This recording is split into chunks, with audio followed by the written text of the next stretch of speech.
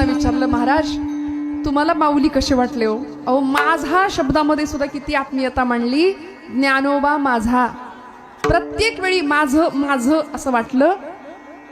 कृपाळू उदार माझा ज्ञानेश्वर.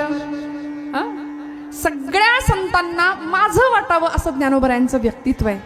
आज मी म्हणते माऊलींच्या एका हरिपाठासाठी 1000 वेळा माऊलींचे पाय पकडले तरी कमी ठरणार आहेत. आज आम्ही भाग्यवान आहे.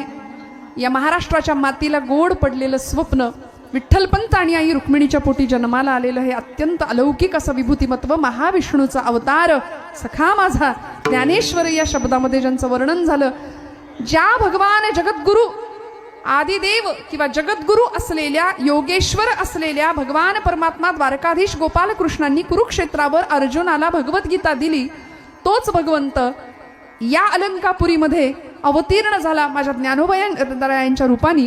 आणि संस्कृतात असलेली भगवद्गीता सर्वसामान्य श्रमिकांच्यासाठी, साधकांच्यासाठी, भक्तांच्यासाठी प्राकृतामध्ये आणली. मराठी गीता देवी, मराठी गीता देवी, मराठी गीता देवी. संस्कृताची गाठी उघडून ज्ञान दृष्टी, संस्कृताची गाठी उघडून ज्ञान, संस्कृताची गाठी उघडून ज्ञान दृष्टी, गाठी उघडून गेली से मराठी गीता देवी, मराठी गीता देवी, मराठी गीता देवी. ज्ञानोबरायांनी तुमच्या माझ्या किती विचार करावा कल्याणाचा बघा बरं. संतांनी तुमचा माझा विचार केलाय, तो दादागिरी करून नाही. दादागिरी तुम्ही आम्ही करतो, तक्रारी तुम्ही आम्ही करतो. संतांनी दादागिरी नाही केली. संतांनी दंडवत घालून जगाच्या शाश्वत कल्याणाची कामना केली. सकलांच्या पाया माझा दंडवत आपुलाले, चित्त शुद्ध करा. आणि चित्त शुद्धीचा, मनशुद्धीचा अत्यंत सुंदर असा मार्ग भक्तीच्या माध्यमातून दिला. संबंध संप्रदायासाठी, भागवत संप्रदायासाठी ज्ञानोबरायांचं केवढं मोठं योगदान आहे बघा. 2 मिनिटात सांगून पुढे जाणारे मुमुक्षुत्वांच्यासाठी, म्हणजे मुमुक्षुत्वाच्याही जे पलीकडे गेलेत अशांच्या अधिकारी साधकांच्यासाठी, भक्तांच्यासाठी ज्ञानोबरायांनी अनुभवामृत किंवा अमृतानुभव नावाचा ग्रंथ दिला. साधकांच्यासाठी भावार्थ दीपिका म्हणजे ज्ञानेश्वरी नावाचा अप्रतिम ग्रंथ. चांगदेव 65 असेल, अनेक विरहिण्या असतील, अनेक गवळणी असतील, असंख्य अभंग असतील. आणि श्रमिकांच्यासाठी, साध्या भोळ्या वारकऱ्यांच्यासाठी, निष्ठावान साधकासाठी रोजची म्हणजे त्रिकाल संध्येमध्ये जे येतं असा हरिपाठ नावाचा अत्युत्कृष्ट असा अध्यात्माचा अर्क सांगणारा ग्रंथ ज्ञानोबरायांनी सहज सुलभ सोप्या शब्दामध्ये तुमच्या माझ्याकरता दिला. अनंत उपकार आहेत. हरिपाठाच्या सबंध ग्रंथामध्ये किंवा त्या अभंगांमध्ये हरी हा उच्चारच माऊलींनी तुमच्या माझ्याकडून 108 वेळा करून घेतलाय. नाम तुमच्या माझ्याकडून घेऊन घेतलं आणि हरिमुखे म्हणा, हरिमुखे म्हणा, पुण्याची गणना कोण करी. तुमच्या माझ्या पुण्याचा संचय व्हावा याचा अत्यंत सुंदर असा भक्तीचा राजमार्ग ज्ञानोबरायांनी आम्हाला घालून दिला. मग बघा या सगळ्या वाङ्मयामध्ये भगवद्गीतेवर ज्ञानोबरायांनी टीका केली. भगवद्गीतेवर अनेक मंडळींनी टीका केली आहे. भगवद्गीता आमचा धर्मग्रंथ असला तरी या ग्रंथावरती अनेकांनी टीका केली. वामन पंडित नावाचे एक पंत साहित्यामध्ये कवी होऊन गेले, त्यांनी यथार्थ दीपिका असा ग्रंथ लिहिला आणि भगवद्गीतेवर टीका केली. आता त्या ग्रंथाचं मुखपृष्ठ सुद्धा बघायला मिळत नाही. भगवद्गीतेवर टीका केली विनोबा भावे नावाचे एक अत्यंत सत्पुरुष होऊन गेले. त्यांनी आईने सांगितलं, विनू मला भगवद्गीता कळत नाही, मला प्राकृतात मराठीत करून दाखव. म्हणून विनोबा भावेंनी गीताई नावाचा ग्रंथ लिहिला आणि आईला सांगितलं, आई ही तुझ्यासाठी. टीका केली. अजून एक सांगते, भगवद्गीतेवर टीका झाली. स्वातंत्र्य चळवळीमध्ये ज्यांचं बहुमूल्य असं योगदान होतं, सरकारचं डोकं ठिकाणावर आहे का असा जळजळीत अग्रलेख सरकारला लिहिणार आहे.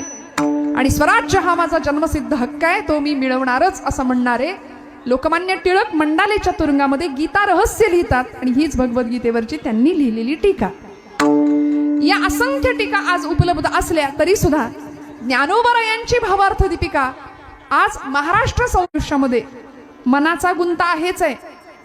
पण या सगळ्या गाठी सुटाव्यात, या सगळा गुंता बाजूला व्हावा आणि निर्लेप अवस्था व्हावी, निरामय जीवन, स्वच्छ शुभ्र अवस्था जीवनाला प्राप्त व्हावी, याकरता भक्तीच्या एका अत्युच्च शिखरावर पोहोचलेल्या ज्ञानोबरायांनी आपल्याला आलेला अनुभव, आपल्याला आलेली अनुभूती आणि जीवनाचं पूर्णत्व कुठल्या शब्दामध्ये मांडावं असा विचार केला आणि जीवनाला आलेलं पूर्णत्व पांडुरंगाजवळ ज्ञानोबाराय या अभंगातून मांडतात प्रथम चरणापासून. इवलेसे रोपा इवलेसे वा वा. रोपा इवलेसे रोप लावी रे द्वारी इवलेसे रोप लावी रे द्वारी इवलेसे रोपा इवलेसे रोपा इवलेसे रोप लावी रे द्वारी इवलेसे रोप लावी रे द्वारी इवलेसे रोपा इवलेसे रोपा इवलेसे रोप लावी रे द्वारी इवलेसे रोप लावी रे द्वारी इवलेसे रोपा इवलेसे रोपा इवलेसे रोप लावी रे द्वारी इवलेसे रोप लावी रे द्वारी. ओ ताता मेनू गेला गगनावरी ताता मेनू गेला गगनावरी ताता मेनू गेला गगनावरी ताता मेनू गेला गगनावरी ताता मेनू गेला गगनावरी ताता मेनू गेला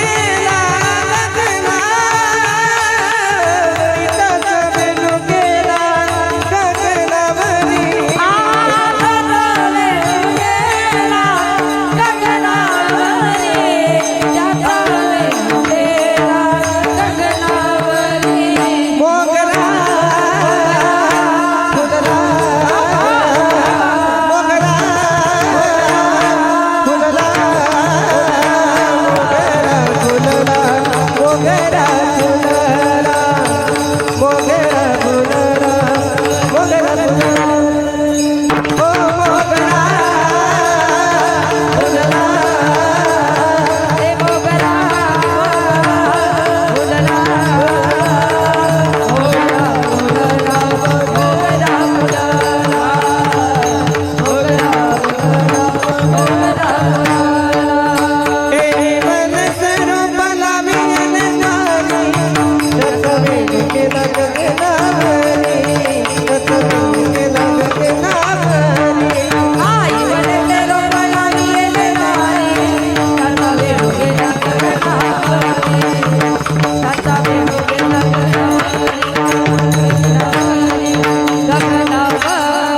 वा वा वा.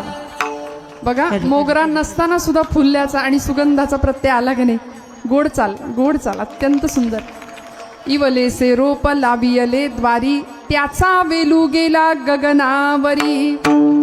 बघा ज्ञानोबरायांनी स्वतःचं हृदगत, स्वतःचं मनोगत, स्वतःला आलेली पूर्णानुभूती व्यक्त केली. जीवन अपूर्ण आहे, जीवाला पूर्णत्वाचा ध्यास आहे. जीव अपूर्ण आहे आणि पूर्ण ब्रह्म आहे.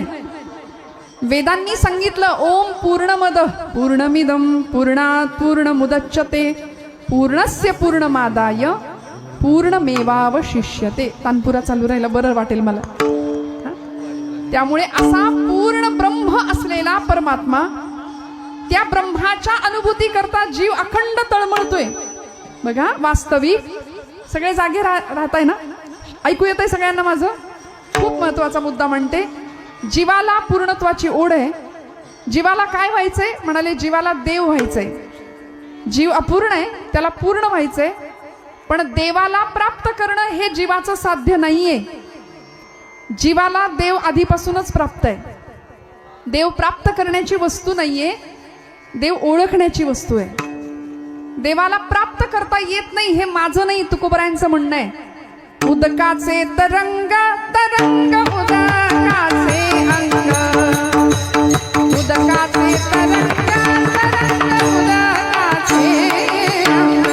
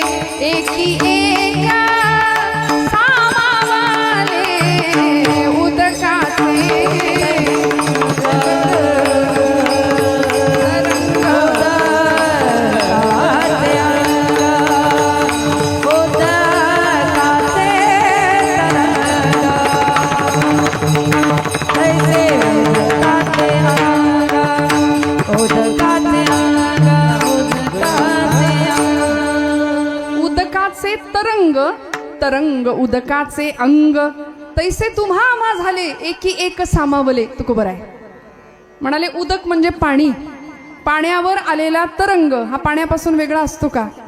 किती गोड सांगितलं. उदकाचे तरंग तरंग उदकाचे अंग तैसे तुम्हा आम्हा झाले एकी एक सामावले. पाण्यापासून जसा पाण्याचा तरंग वेगळा नसो तसा शिवरूपी बिंबापासून जीवरूपी प्रतिबिंब हे वेगळं नाहीये.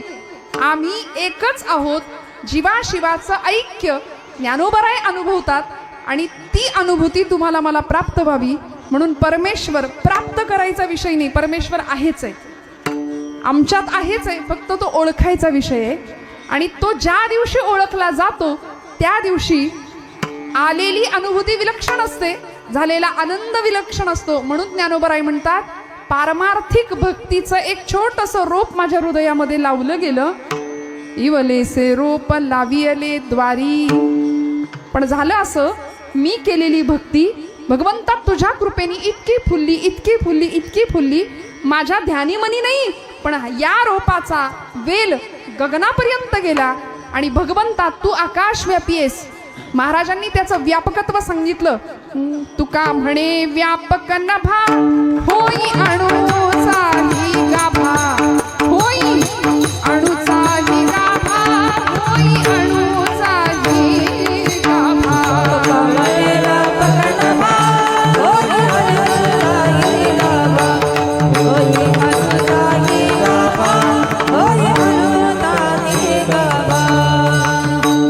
विभूती योग, त्या विभूती योगामध्ये भगवंतांनी अर्जुनाला दिलेलं दर्शन. अनंत रूपो दरवक्त नेत्रम पश्चामि त्वां सर्वतोऽनंत रूपम नान्तं न मध्यं न पुनस्तवाद्यं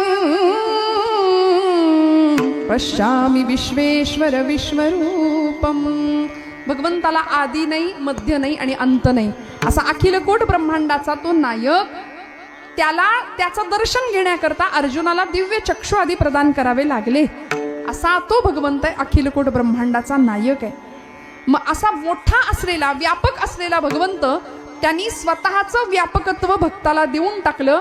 माऊली म्हणतात माझ्या हृदयात असलेलं भक्तीचं रोप त्या रोपाने एवढं मूळ धरलं आणि माझी भक्ती इतकी फुलली इतकी प्रफुल्लित झाली की त्याचा वेलू गेला गगनावरी. मोगरा फुलला मोगरा फुलला मोगरा फुलला मोगरा फुलला फुलला मोगरा फुलला मोगरा फुलला मोगरा फुलला मोगरा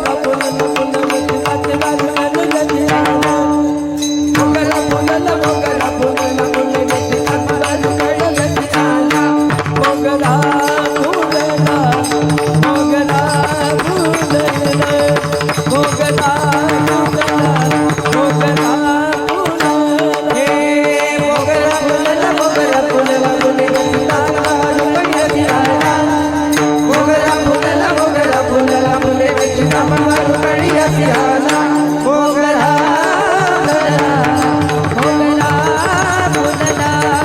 मोगरा फुलला मोगरा फुलला फुलला. क्या बात. ते अशी परंपरा आहे ना ती 3 पिढ्यांची. क्या बात आहे. टाळ्या. वा वा. याला म्हणतात मोगरा फुलला मोगरा फुलला फुले वेचिता बहरू कळियासी. आणि हा जो ॲटिट्यूड आहे तो बघा ना काय सुंदर आहे. वाजवा ना गोड टाळ्या वाजवा यांच्यासाठी. वा वा. स्वतःच्या मस्तीत आहेत मस्त महाराज. गोड छान सेवा. त्यांना त्यांचं कौतुक करतो हेही माहिती नाही. माणसाने असं असावं नाही तर आम्ही लगेच आमची मान लगेच कशी. माणूस स्तुतीप्रिय आहे हो पण अंतःकरणातलं बालपण कधी संपू नये म्हणतात ते याकरता. त्याला काहीच माहिती नाही आता काय सुरू आहे. त्यांच्या त्यांच्या मस्तीत आहेत. वा. गोड चाल महाराजांनी गायली.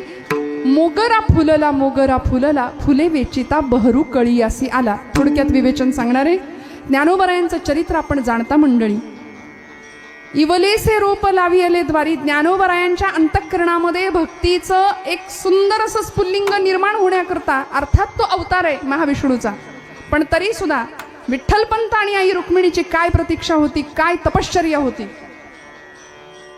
अनंत जन्मीचं पुण्य पदरी आलं आणि ज्ञानोबराय कैवल्य साम्राज्य चक्रवर्ती उदित झाले अवतीर्ण झाले आणि गर्भात प्रविष्ट झाले रुक्मिणी आई साहेबांच्या.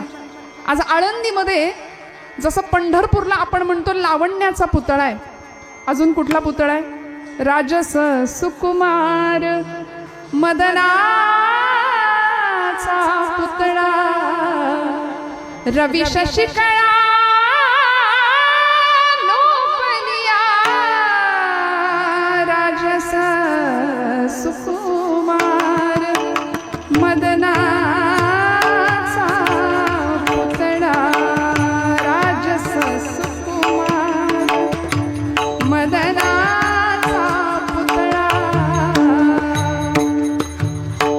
तिकडं विटेवर मदनाचा पुतळा आहे लावण्याचा पुतळा आहे. आळंदीमध्ये मोक्षाचा कैवल्याचा पुतळा आहे. कैवल्याचा पुतळा प्रगटला भूतळा.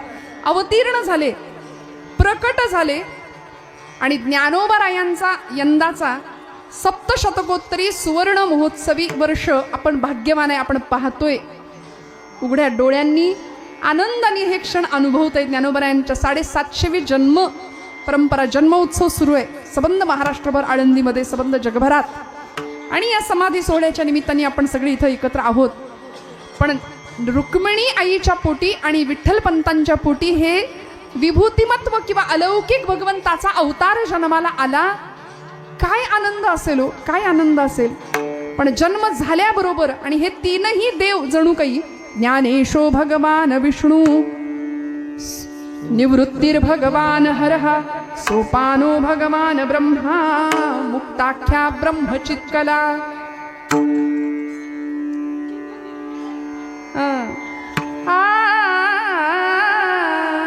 तिन्ही देव जैसे परब्रह्मीचे ठसे.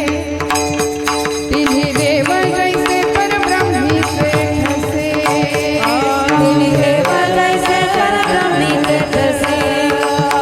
तिन्ही देव जैसे परब्रह्मीचे ठसे. तिन्ही देव जैसे परब्रह्मीचे ठसे.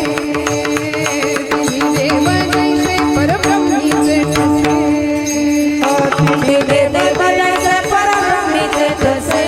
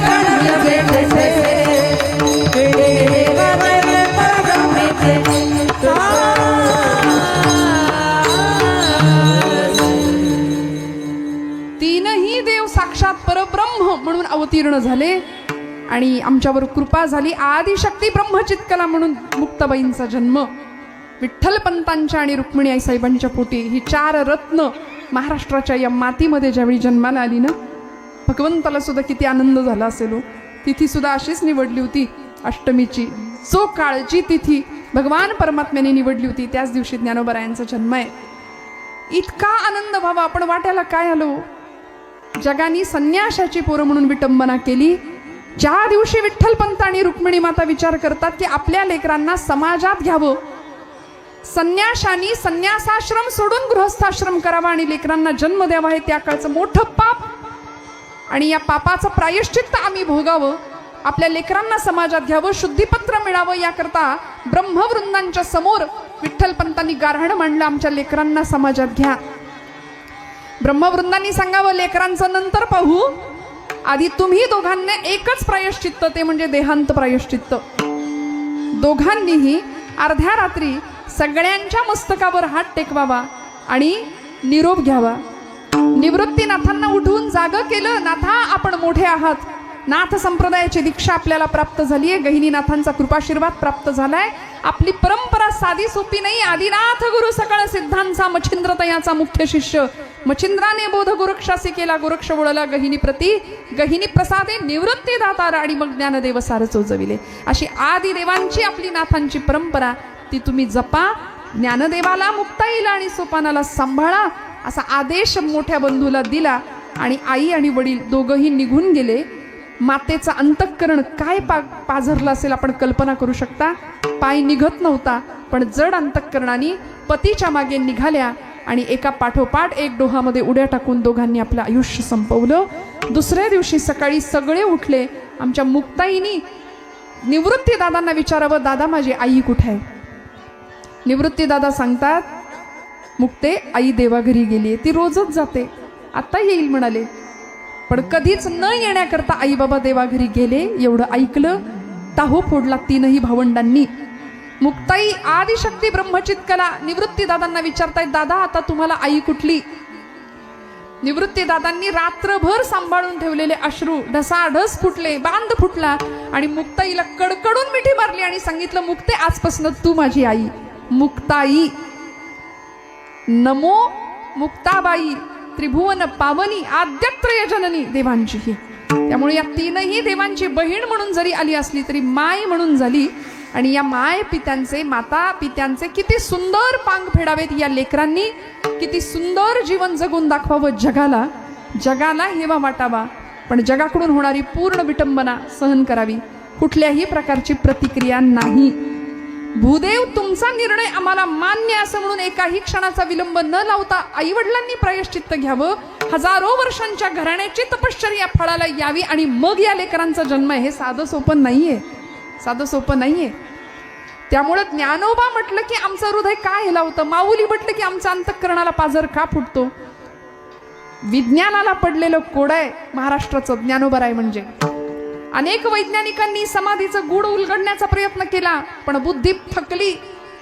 पण ज्ञानोबराय आम्हाला कळत नाही. जसे कृष्ण परमात्मा कळले नाहीत ना, तसे ज्ञानोबरायांचं हे कोड काय असेल, काय असेल जीवन कळायला आमच्या जीवनाचा परमोत्कर्ष बिंदू आम्हाला गाठावा लागेल.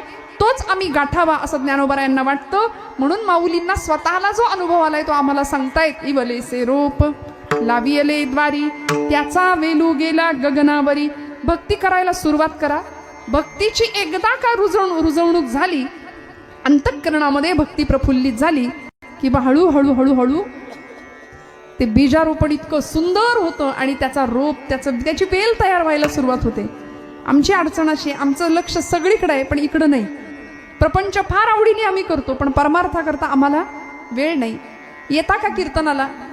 कुठला वेळच नाही. जगातलं सगळ्यात मोठं खोटं वाक्य आहे, मला वेळ नाही. आणि ते दिवसातनं 10 वेळा आपण बोलत असतो. बोलतो की नाही खरं सांगा? वाचताय का 4 ओव्या ज्ञानेश्वरीच्या? कुठलं वेळच कुणाला आहे? इतका व्याप, इतकी धडपड असते, इतकी धावपळ असते. म्हणले आम्हाला अध्यात्मासाठी अजिबात वेळ नाही. आम्हाला आमचा श्वास ऐकायला वेळ नाही. आम्हाला थोडंसं आत डोकवायला सुद्धा वेळ नाही. ज्ञानोबरायांनी काय सांगितलं? वेळ द्यायचाच नाही. तरी गा तू ऐसे करी, यया 8 प्रहरा माझारी. मोटके निमिष भरी रे तुझा निमिष शब्द वापरला. 21,600 वेळा एक मनुष्य म्हणजे निरोगी बरं का, आयुर्वेद शास्त्र असं सांगतं की निरोगी मनुष्य एवढ्या वेळा श्वास घेतो, श्वासोच्छ्वास, श्वास घेणं आणि सोडणं 21,600 वेळा. मग आपण 21,600 राहू दे, 600 श्वास तरी रोजचे देवासाठी, माऊलींसाठी नाही. 200, 100 आपण 100 दिवसात एकदा देवाला आठवतो आणि तेही कुठं काही बिघड झाला संसारात की देव आठवतो, एरवी नाही आठवत. म्हणून गावाला यायचं असेल तर देवाच्या गावाला यायचं असतं. आळंदी माऊलींचं गाव आहे. जाऊ देवाची या गावा, घेऊ तेथेची विसावा, घेऊ तेथेची विसावा, घेऊ तेथेची विसावा. देवा सांगू सुख दुःख, देवा सांगू सुख दुःख, देव निवारील भूक, देवा सांगू सुख दुःख, देवा सांगू सुख दुःख. तुका म्हणे आम्ही बाळे या देवाची लढीवाळे. माऊलींकडे लढीवाळ होऊन याल ना तर माऊलींचं प्रेम अनुभवायला मिळेल मंडळी. मी कुणीतरी आहे हा भाव बाजूला टाकला आणि लढीवाळ लेकरासारखे आम्ही ज्ञानोबांकडे धाव घेतली ना, माऊलींचा अनुभव आल्याशिवाय राहत नाही, माऊलींचं चैतन्य स्पंदन आम्हाला जाणवल्याशिवाय राहत नाही. ज्ञानोबरायांनी आपल्या जीवनाला आलेला भक्तीचा बहर या एका फुलाचं उदाहरण दिलंय आपल्याला. मोगरा फुलला, मोगरा फुलला, फुले वेचिता बहरू कळियासी आला. असं कधी वाटलं नाही का की ज्ञानोबरायांनी मोगराच का निवडला असेल, दुसरं कुठलं फुल का नाही निवडलं, दुसऱ्या कुठल्या फुलाचा उल्लेख ज्ञानोबरायांना का नाही करावा असा वाटला? त्याचं कारण एकच आहे, मोगरा हे फुल असतं ना, दिसायला शुभ्र आहे, धवल आहे, पांढरं स्वच्छ पांढरं शुभ्र शरीर आहे, फुलाचं स्वरूप आहे. मला असं वाटतं आपलं जीवन तितकं शुभ्र पाहिजे. मोगऱ्यासारखा देह आणि त्याच्या सुगंधासारखी आमची श्रद्धा. विठ्ठल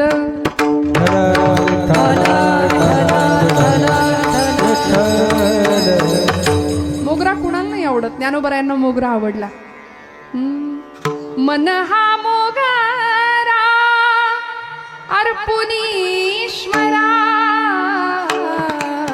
मन हा मोगरा अर्पुनीश्वरा, मन हा मोगरा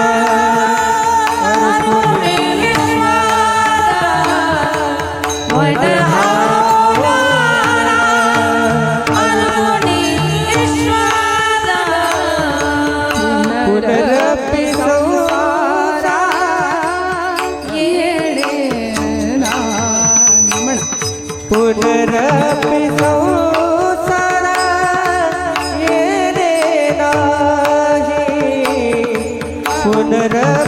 संसारा येणे नाही, येणे नाही.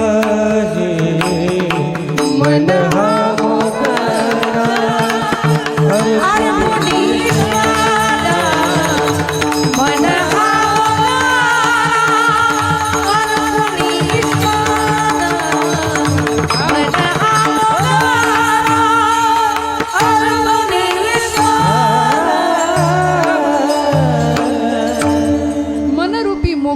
देहरूपी मोगरा कुठं व्हायचा? भगवंताच्या चरणावर व्हायचा. देह आमचा तितका शुभ्र आणि तितका पवित्र असावा, मोगऱ्यासारखी शुभ्रता तुमच्या माझ्या जीवनाला लाभावी. थोडक्यात काय, देव शब्दाचा अर्थ तुम्हाला सांगते. देव या शब्दामध्ये दिव नावाचा धातू आहे. सगळे जागे आहेत ना, महिला वर्ग आहे ना? देव शब्दामध्ये दिव नावाचा धातू आहे आणि दिव म्हणजे प्रकाश. दिव म्हणजे प्रकाश. अमृत अनुभवामध्ये अत्यंत सुंदर ओवीचा उल्लेख करून एक दृष्टांत दिला मामासाहेब दांडेकर, तो दृष्टांत द्यायचे. दृष्टांत असा आहे, एका गृहस्थानी मैत्री केली सूर्याशी. बघा, एका व्यक्तीने, एका गृहस्थानी सूर्याला मित्र बनवलं. अर्थात तो मित्र आहेच आहे. पंचायतन पूजेमधली 5वी देवता म्हणून आदिगुरु शंकराचार्यांनी आपल्याला ती दिलेलीच आहे. रोज दिसणारा तो देव आहे, प्रत्यक्ष दर्शन आहे रोजचं. चमत्कार यापेक्षा वेगळा काय पाहिजे अजून? आपल्याला असं वाटतं हे चमत्कार वगैरे काही, अहो सृष्टीतला सगळ्यात मोठा चमत्कार आहे उगवणारा सूर्यनारायण आपण पाहतो. मी बऱ्याचदा असं म्हणते, आज हिंदू आणि भगवा याचा अनेकांना वावडा आहे. पण खरं सांगू का, भगवा हटावचे नारे लावतात की नाही, पूर्व क्षितिजावर सगळ्यात आधी भगव्या रंगाची उधळण होते आणि मग आमचा सूर्यनारायण येतो. हिम्मत असेल तर तो भगवा आधी हटवून दाखवा, मग भगवा हटावचे नारे आधी आपण करू शकता. मला म्हणायचं एवढंच, त्या सूर्यनारायणाशी त्या गृहस्थांनी मैत्री केली बरं का. मामासाहेबांचा खूप सुंदर दृष्टांत. आणि तो गृहस्थ सूर्याला मित्र म्हणायचा. एक दिवस तो प्रवासाला निघाला आणि प्रवास करता करता करता एक बोगदा आला, रस्त्यावर बोगदा टनेल आला आणि त्या टनेलमधून गाडी जात असताना त्याला अंधार जाणवला. त्याचा प्रवास झाला आणि परत तो सूर्याशी बोलायला लागला. म्हणाला, मित्रा, तू सूर्य, तू माझा मित्र आहेस, तू प्रकाश, तू आलास की प्रकाश येतो, पण तुझ्याशी मैत्री करून मला खरं तर काही फायदा झाला नाही असं वाटतंय. कारण अरे मी असा गावाला गेलो, तिथं मोठा बोगदा होता आणि त्या बोगद्यामध्ये इतका अंधार होता. सूर्याने विचारावं, अंधार म्हणजे काय रे, ते अंधार काय असतं. आता जो स्वयंप्रकाशी आहे त्याला अंधार काय माहिती असणार आहे. तो गृहस्थ म्हणाला, तुला अंधार माहिती नाही, चल म्हणले तुला नेऊन दाखवतो अंधार. म्हणून त्या गृहस्थानी सूर्याला घेतलं, आपल्या मित्राला घेतलं आणि कुठं आला, बोगद्याजवळ आला. बोगद्याजवळ सूर्याला घेऊन तो मित्र आल्याबरोबर सूर्य म्हणतोय, कुठे आहे अंधार. तो मित्र म्हणाला, अरे आत्ता होता अंधार, तू आलास आणि अंधार गेला, तू आल्यामुळे प्रकाश आला आणि अंधार निघून गेला. तो काय म्हणाला, तू आल्यामुळे प्रकाश आला आणि अंधार निघून गेला. सूर्य म्हणाला, प्रकाश म्हणजे काय रे, ते प्रकाश काय असतं. जो स्वयंप्रकाशी आहे त्याला प्रकाशाशी घेणं देणं नाही आणि अंधाराशी घेणं देणं नाही. माऊलींचं जीवन तसं आहे. सोहिरा म्हणे, ज्ञान ज्योती तेथे कैची दिवस राती, तया विण नेत्रपाती हलवू नको रे, हरिभजना विण काळ घालवू नको रे. ज्याच्या जीवनामध्ये आयुष्यभर अखंड प्रकाश आहे, आत आणि बाहेर अखंड प्रकाशमय जीवन आहे, दीपस्तंभासारखं इतरांना मार्गदर्शक आहे, तो बाहेर अंधार असो नाही तर उजेड असो घेणं देणं नाही, तो स्वयंप्रकाशी आहे. माऊलींचं चैतन्य हे असं आहे मंडळी. म्हणून अनेकांनी त्या चैतन्याचा शोध घेतला, पण बुद्धी थकली. पण ज्ञानोबर आहे आजही अहो, ज्यांचा स्पर्श त्या अजान वृक्षाच्या वाळक्या काठीला समाधी प्रसंगी लागला तर त्या काठीला पालवी फुटली. आणि आजही आम्हाला त्याला स्पर्श केला तरी ज्ञानोबरायांना स्पर्श केल्याचा जर भाव निर्माण होत असेल. आता हे कुणासाठी आहे, रेड्यामुखी वेद बोलवले, भिंत चालवली, हे सगळं बुद्धीचे फाटे फोडणाऱ्यांना पटत नाही, ते मानत नाही. ते म्हणतात असं कुठं असतं का, रेडा कधी बोलतो का, भिंत कधी चालते का. त्यांच्यासाठी ही आपली कीर्तनं नाहीच आहेत, त्यांनी आपलं बसत स्वतःच्याच बुद्धीची कौतुक करत बसावं. पण ज्ञानोबारायांचे हे चमत्कार नव्हतेच मुळी, तो योग्यांचा राणा होता. मुक्ताबाईंनी वर्णन केलं, योगी पावन मनाचा, साहे अपराध जनाचा, विश्वपट ब्रह्मदोरा ताटी उघडा ज्ञानेश्वरा. किती आनंद आणि किती अधिकार व्यक्त करावा ज्ञानोबारायांचा. असे ज्ञानोबाराय मोगरा या फुलाची निवड करतात. सुगंधी आहे आणि शुभ्र आहे, म्हणजे दिसायलाही सुंदर आहे आणि तितकाच सुगंध आहे. काही फुलांना सुगंध असतो पण दिसायला छान नसतं, काही फुलं दिसायला सुंदर असतात पण सुगंध असतोच असं नाही. मोगरा हे फुल असं आहे की ज्ञानोबरायांनी त्या फुलाची निवड केली. भगवंताच्या चरणावर देहरूपी मोगरा अर्पण करावा. मोगरा फुलला भक्तीचं रोप इतकं वृद्धिंगत झालं, इतकं वाढलं, त्या वेलीला इतकी फुलं आली आणि फुले वेचिता कळी बहरास, फुले वेचिता बहरू कळी असी आला. इतका बहर वाढला की तो बहर संपेना. आपल्याकडं असलेलं झाड ज्ञानोबरायांचा मोगरा कसा आहे, त्याचा बहर कधी संपत नाही. फुलं उचलली की परत कळ्या येत आहेत, परत बहर येतोय. थोडं सोपं सांगते. बहर हा शब्द मराठी भाषेमध्ये उपरा असा एक त्याला पर्यायीवाचक शब्द आहे. उपरा, एक उपरा आला की दुसरा उपरा येतो, एक उपरा काढला की दुसरा उपरा येतो. मग एका उपऱ्यानंतर आलेला दुसरा उपरा याच्यामध्ये अंतरच भगवंत मिटवून टाकतो आणि ते उपरे पण नष्ट होतं. म्हणजे फुले वेचिता बहरू कळी असे आला. विठ्ठल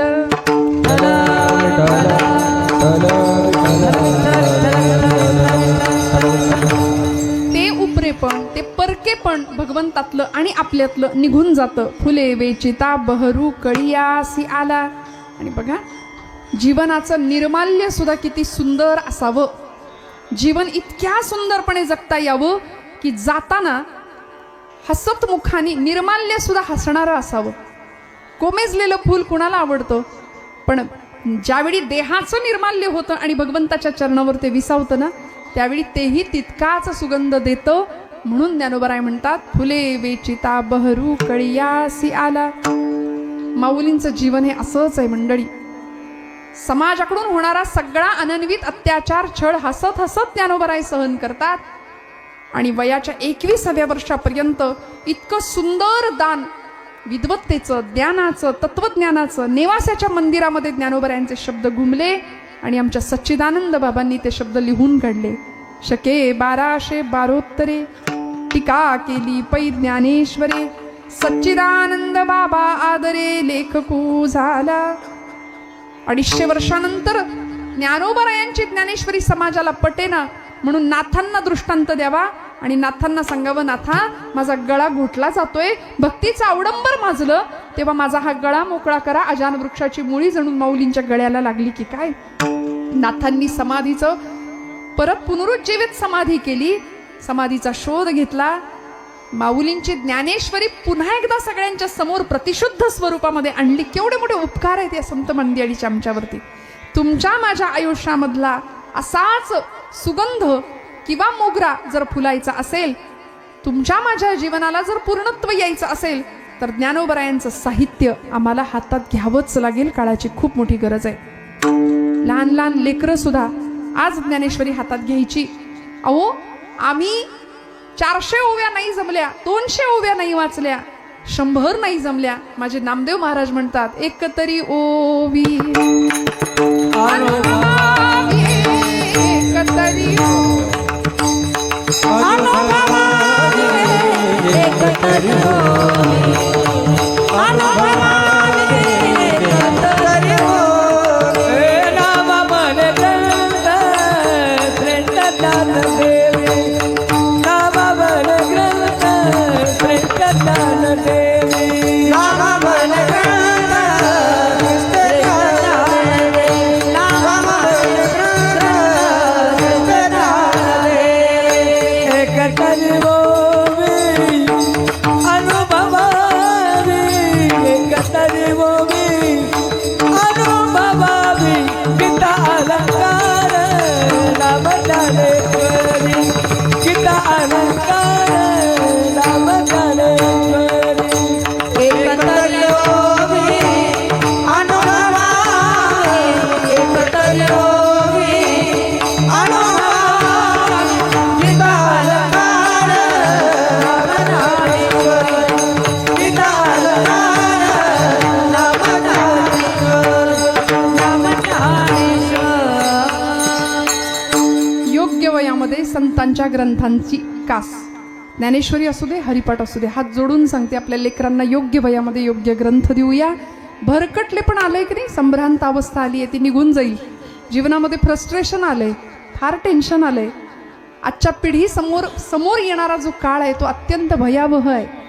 जीवन जगताना निर्माण झालेले प्रश्न, त्या प्रश्नांची उत्तरं त्यांच्याकडे नाही आहेत आणि ती उत्तरं मिळण्याचं एकमेव ठिकाण आहे ज्ञानेश्वरी आहे, गाथा आहे. सगळं सूर्याखालचं ज्ञानोबरायांनी तुकोबरायांनी दिलंय आणि मग जीवन असं परिपूर्ण झालं ना, की जीवनाचं निर्माल्य सुद्धा किती सुंदर भगवंताच्या चरणावर समर्पित झालं पाहिजे. जुनी माणसं सांगायची, जुनी कीर्तनकार, आपलं कर्तव्य कर्म आटोपलं की माणसानं आपली वळकटी बांधून तयार राहावं. पण आपण नाही, आपलं नाही, अजून पंतवंडाचा चेहरा बघायचाय, नातवंड बघायचंय, संसार बघायचंय, लेकाचा सुनेचा, सगळ्यांचं. त्यामुळे आसक्ती संपत नाही. अहंता आणि ममतेने घेरलेला हा जीव अखंड दुःखाला कारण ठरतोय आणि हे सगळं गळून पडावं, आयुष्य निर्लेप व्हावं, निरामय व्हावं, शुद्ध व्हावं, पवित्र व्हावं, याकरता मोगऱ्यासारखं सुगंधी जीवन व्हावं आणि तो मोगरा आमच्याही आयुष्यात फुलावा. म्हणून ज्ञानोबरायांचं प्रयोजन, मोगरा फुलला, मोगरा फुलला, फुले वेचिता बहरू कळियासी आला, विठोबा रखुमाई, विठोबा रखुमाई, विठोबा रखुमाई, विठोबा रखुमाई, विठोबा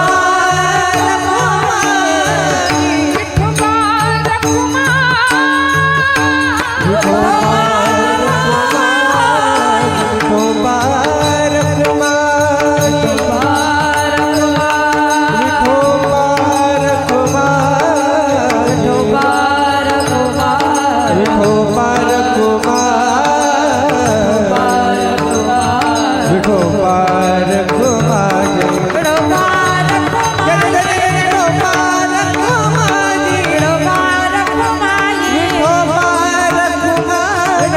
रखो माझे विठोबा रखो माझे विठोबा रखो माझे विठोबा रखो माझे विठोबा रखो माझे विठोबा रखो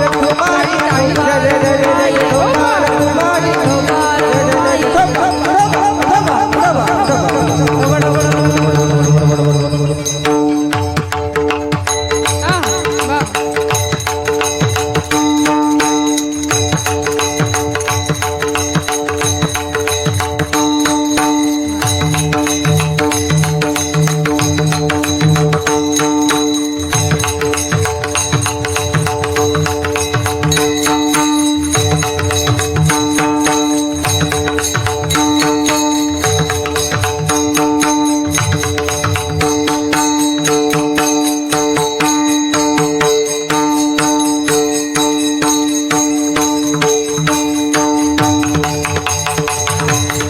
वा. वा, वा, वा. क्या बात.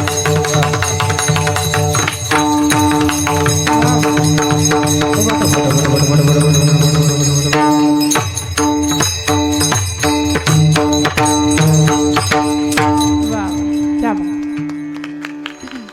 जीवनाची तपश्चर्या पणाला लावायची आणि ही लेकरं इतकी सुंदर घडवायची, हे केवढं मोठं काम आहे. हे धर्मकार्य आहे, देवाचं काम आहे.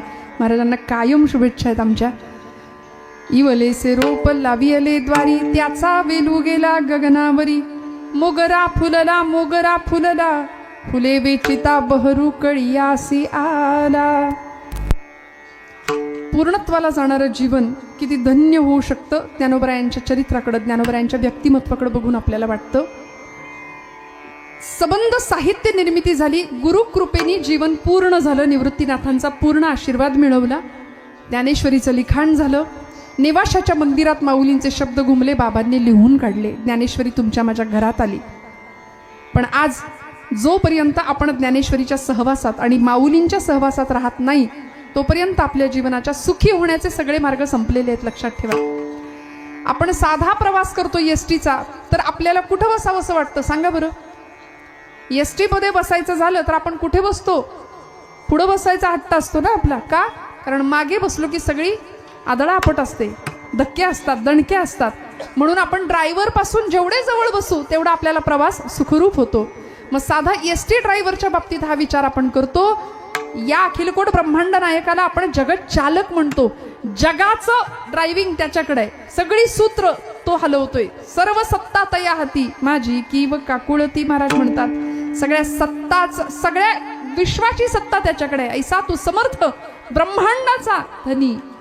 यद्भयात वाती वातोयम सूर्यस्तपदी यद्भयात वर्षती इंद्रो दहत्यग्निः मृत्युश्चरति पंचमः. सगळं त्याच्या सत्तेने चाले वे शरीरा कोणाचे असते, चाले वे शरीरा कोणाचे असते, चाले वे शरीर कोणाचे असते, चाले वे शरीर कोणाचे असते. हो चाले शरीरा चाले शरीर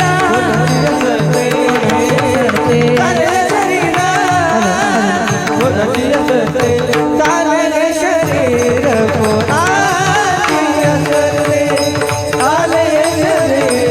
कोणाचे असते. कोण बोलवे ते हरी वीणा, कोण बोलवे ते हरी वीणा, कोण बोलवी ते हरी वीण, कोण बोलवी ते हरी वीण, कोण बोलवे ते हरी वीणा. कोण बोलवे ते हरी वीणा. ते कवी ऐकवी नारायण, एक नारायण, ते कवी ऐकवी एक नारायण, ते कवी ऐकवी नारायण, ते कवी ऐकवी एक नारायण. हो ते कवी ऐकवी, ते कवी ऐकवी एक नारायण, ते कवी ऐकवी, ते कवी ऐकवी एक नारायण, ते ते कवी ऐकवी एक नारायण.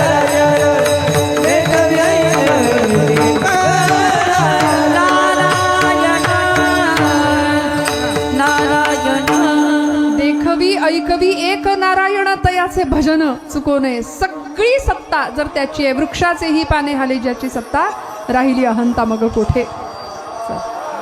विठ्ठल विठ्ठल विठ्ठल. विठ्ठल विठ्ठल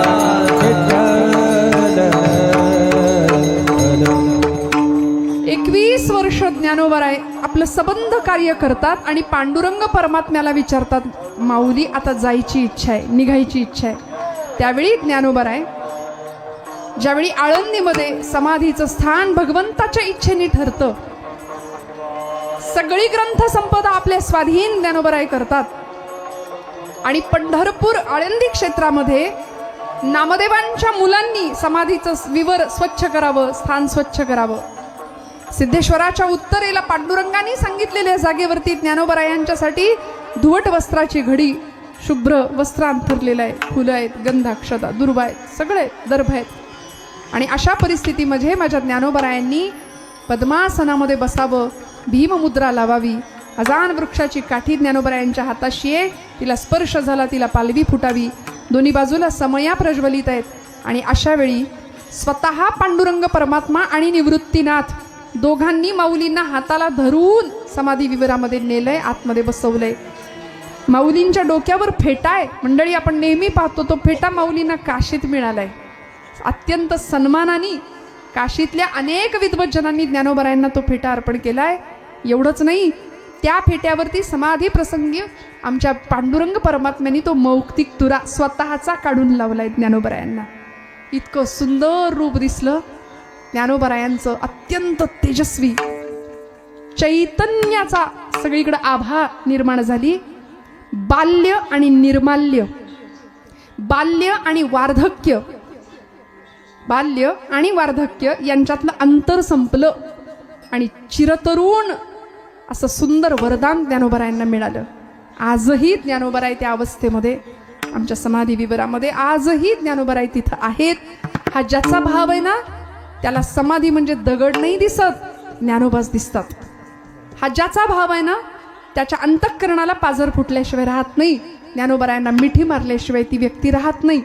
ज्ञानोबरायांनी भीममुद्रा लावावी, डोळे मिटावेत, 108 ओव्यांचं मंगलाचरण करावं, स्वतः पांडुरंगाने आलिंगन द्यावं माऊलींना. आणि या प्रसंगामध्ये सगळ्यांनी टाहो फोडावा. नामदेवरायांनी टाहो फोडावा. निवृत्तीनाथ कधी नव्हे ते टाहो फोडत होते. नामदेव राय सांगतात की नामा म्हणे आता पेटला हुताशन, करा समाधान निवृत्तीचे, निवृत्तीचे करा समाधान. निवृत्तीनाथांना कधी इतकं रडलेलं पाहिलं नाही. अखंड वैराग्याचे मूर्तिमंत प्रतीक असलेले निवृत्तीनाथ पण डसडसा रडायला लागले. मुक्ताई सांगत होत्या, कशासाठी रडता? ज्याचं जीवन अपूर्ण आहे ना, त्याच्यासाठी रडा. माझ्या ज्ञाना इतकं, ज्ञानादादा इतकं सुवर्णासारखं पवित्र आणि अत्यंत तेजस्वी जीवन कुणीच नाही जगलं. त्यामुळे पूर्ण जीवनासाठी रडू नका. उलट त्यांनी जे मागणं विश्वात्मक भगवंताकडे मागितलं ना, ते आपणही मागूया. आता विश्वात्मके देवे येणे वाग्यज्ञे तोषावे, तोषोनी मज द्यावे पसायला नहे. म्हणून ज्ञानोबरायांची अनुभूती होती, मनाची एक गुंती गुंफियेला शेला. मनोहि द्विविधम प्रोक्तम शुद्धम च अशुद्धमेव च अशुद्धम काम संकल्पम शुद्धम काम विवर्जितम. असं हे मन अनेक गुंत्यांनी युक्त आहे, अनेक गाठींनी युक्त आहे. त्या सगळ्या मनाच्या गाठी सुटाव्यात. मन निर्विकल्प व्हावं, निर्विचार व्हावं आणि त्या मनाचा जणू काही शेला भगवंताच्या वरती अर्पण करावा. पण लक्षात आलं, देवा तू केवढा मोठा आहेस, तू एवढा मोठा आहेस की मी अर्पण केलेला मनरूपी शेला सुद्धा इतका मोठा झाला आणि भगवंता तुझ्यात माझ्यात भेद नाही निर्माण झाला. तू तुझं अस्तित्व किंवा तुलाच मला देऊन टाकलं. देव स्वतःला देऊन टाकतो. आणि पांडुरंग परमात्म्याशी इतकी एकनिष्ठता, इतकी एकरूपता झाली की आता अद्वैत भक्तीचा साक्षात्कार प्राप्त झाला. तो तुम्हाला मला प्राप्त व्हावा याकरता ज्ञानोबरायांचा हा अभंग. शेवटचं चरण. मनाची गुंफी गुंफी गेला सेला, मनाची गुंफी गुंफी गेला सेला, मनाची गुंफी गुंफी गेला सेला, मनाची गुंफी गुंफी गेला